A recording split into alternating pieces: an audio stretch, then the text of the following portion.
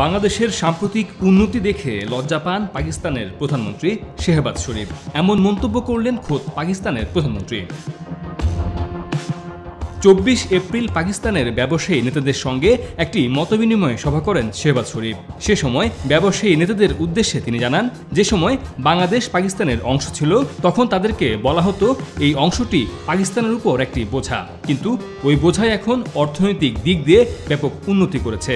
ফলে এখন বাংলাদেশের দিকে তাকালে তিনি লজ্জিত হন, কারণ বাংলাদেশ এগিয়ে গেলেও পাকিস্তান এখনও অনেক পিছিয়ে আছে। ব্যবসায়ী নেতাদের শেহবাজ শরীফ আরও জানান, সে সময় আমি খুবই তরুণ ছিলাম। আমাদের বলা হতো বাংলাদেশ আমাদের উপর একটি বোঝা। আজ সবাই জানেন অর্থনৈতিক দিক দিয়ে ওই বোঝা কোথায় পৌঁছে গেছে। আমরা এখন যখন বাংলাদেশের দিকে তাকাই তখন লজ্জিত হই।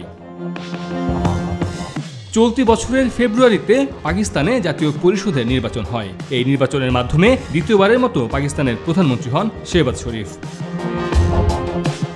গত কয়েক বছর ধরে পাকিস্তানের অর্থনৈতিক পরিস্থিতি নাজুক অবস্থায় রয়েছে।